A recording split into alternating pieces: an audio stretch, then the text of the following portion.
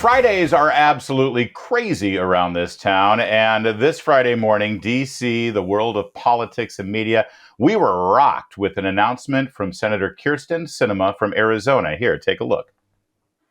Registering as an independent and showing up to work with the title of independent is a reflection of who I've always been. And it's a reflection of who Arizona is. It's a reflection of the folks that I talk to at the grocery store, hear from at the park. It's who we are as a people. We don't line up to do what we're told. We do what's right for our state and for our country. I'm going to be the same person I've always been. That's who I am. There you go. She's very genuine. She's just being a senator. You wouldn't ever think that she's being political or trying to convey a message to voters or present herself in a certain way. She's just being genuine, right? Okay. Kyrsten Sinema, now an independent senator from Arizona. What does that exactly mean? Well, if you're like me and you want analysis on what things mean politically, you turn to our sister site, HotAir.com, part of the Salem media family, Town Hall media family, and their managing editor, Ed Morrissey. All right, Ed, help me out here. Listen, she had the optics right, the theatrics right, the lighting was beautiful, the tone was beautiful. This isn't political. This is just me being me. Is there more to it than that, Ed? Of course, there's more to it than that, Larry. And by the way, I really appreciated the music behind it too. That was the I'm a moderate independent music. I think that comes from the moderate independent band, right? The Nitty Gritty Moderate Independent Band.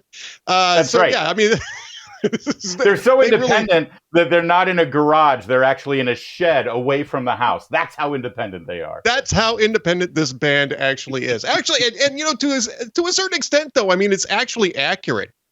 Unlike the so-called independents, Bernie Sanders and Angus King, Kyrsten Sinema really has been a wild card in the Senate. I mean, Angus King and Bernie Sanders are very reliable members of the Democrat caucus. Over the last 2 years, though, Kyrsten Sinema has shown just how independent she actually is. And I think she's right in that moving into that status is a reflection of who she authentically has been in the Senate. However, there is more to it than that. Progressives who were not happy about the fact that Kyrsten Sinema turned so independent over the last 2 years have been organizing a primary campaign against her. And this basically bails her out of having to fight a primary campaign. It does make it more complicated for her to run for re-election, of course, because without the party affiliation, she has to do all the groundwork. She has to get she has to have more petitions signed to get on a ballot in Arizona than a Democrat or Republican have to, because they have major party status there. But I'm pretty sure that by this time, Kyrsten Sinema has her own organization in the field in Arizona and can probably easily meet those requirements. And now Democrats are stuck because they'll certainly nominate somebody for the ballot. But how much do they want to push against Kyrsten Sinema in a very evenly split state where a progressive running against an independent can pretty much split the left and hand a general election off to Republicans? I mean, this is a big problem for Democrats. It's a problem that they didn't expect to have. Yeah, you're right, Ed. And obviously, this does save her the primary fight, and it will definitely have been a primary fight from the left. And she can also keep her war chest, right? She doesn't have to worry about winning a primary. She can keep raising money and save it all for the general election. But if you're really going to run as an independent, don't you have to demonstrate to conservatives and Republicans who would normally vote Republican in Arizona that you offer them something? I mean, she's championing this ridiculous amnesty package with Senator Tom Tillis in the Senate. And she also just championed the so-called Respect for Marriage Act in the Senate. What, if you, other than defying Democrats now and again, does she have anything that she can say to Republican voters? Here, I'm on your side with this thing. I think it really depends on the Republican that they run against her, right? I mean, I think if you get somebody who's focused on the 2020 election again, running against her, then yeah, you're going to get a lot of people who are going to peel off from that. You know, Arizonans don't particularly like that type of messaging. They tend to like mavericks. They tend to like people in the center. And Sinema has demonstrated over and over again that she is that person. And, she's not too hard left. She's certainly not conservative, but I mean, she voted to, let me put this a little bit more accurately. She did not vote to undermine the filibuster. She did not vote to enact a wildly bad Build Back Better bill. In fact, she helped to organize against it. Those are the types of things that are going to at least get the independents, the nonpartisan voters in Arizona excited. And certainly they're going to look at the progressive alternative and think, well, this is definitely not the direction that we want to go in. Now, if Republicans are smart, they would get Doug Ducey to run for Senate in 2024. And that would actually be a very difficult contest for Sinema as an independent with a Democrat in the field at the same time. But if you've got Carrie Lake in there, or if you've got somebody else who's really wrapped up in the whole 2020 stolen election, think Blake Masters again, I think Republicans are going to have a really difficult time defeating Kyrsten Sinema. And let's not forget, she's an incumbent. She's won that seat outright. And she has proven to be successful. It's difficult to dislodge incumbents just because voters tend to appreciate the fact that they've followed through on what they said. And I think that becoming independent is maybe the biggest demonstration of that.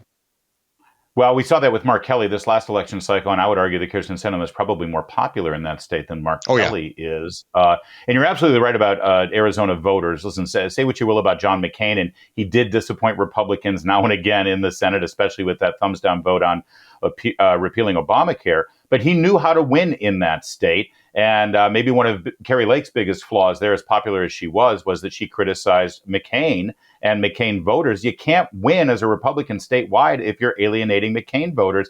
I mean, maybe you can, but it's not easy. So we shall see what the people of Arizona do now with their new independent senator. I guess the bigger question now is, in terms of the next 2 years in D.C., does this affect anything for Chuck Schumer or Mitch McConnell? And even, I'll ask you one step further. Does Mitch McConnell have a shot of wooing Kyrsten Sinema to caucus with him? No, she's already said that she's going to declare that she's going to caucus with the Democrats and that she's expecting to get her committee assignments to the Democrats for now. Could he convince her to do that? He could, but if it's just Sinema, it won't work, because that just brings it back to 50-50. And then Kamala Harris comes in and Sinema has basically burned her bridges with the Democrats. However, there's another senator who has a track record of bucking Chuck Schumer's leadership, who was also an obstacle to much of Chuck Schumer's agenda over the last 2 years, and who also faces a reelection campaign in 2024, and that's Joe Manchin in West Virginia. And my question is, does Joe Manchin decide to become an independent as well? I mean, he's certainly, again, just like Sinema, temperamentally suited, I think, to going independent. And then, and this is, and I wrote about this today at Hot Air, that opens up this possibility. What if the two of them decide that they're going to form an independent caucus and refuse to caucus with either party until they negotiate a deal with one party or the other to provide leadership? And in that case, it's 49-49-2. And Kamala Harris doesn't matter. And you can even wrap up Angus King into that, maybe, if Angus King wants to jump on that bandwagon. But I mean, this would be the smart play, wouldn't it? Because not only would that give them basic control of the Senate, it would also make them indispensable in the upcoming elections to the states that they represent. I mean, you talk about leverage. That's Manchin's not going to win re-election as a Democrat in West Virginia. He's simply not. But if he's the guy who's making West Virginia tied for the most important state in the U.S. Senate, and policy is driven toward West Virginia, do you think that they're going to go with a Republican and replace him in that sense? Unless the Republicans are just going to overwhelm the Senate. But at least for the next 2 years, at least he's got an argument. If he goes independent, combines up with Kyrsten Sinema, and they decide to play as a caucus and force leadership to come to them. That to me is a really exciting possibility for them and for us, because we like to pass popcorn around and do all this type of stuff. Oh, exactly. It's just like ESPN for us. It's just like a football. Absolutely. I'm going to do I'm going to do the smart guy meme on Twitter there for Ed Morrissey. That's good thinking. That's why we go to Hot Air. And let's face it, unlike Arizona, West Virginia, that is not an independent state. That is a very red state. In fact, it went more for Trump than anyone else, I think, this last time around. All right, Ed, keep up the great work at Hot Air. Appreciate you joining us. Brilliant analysis.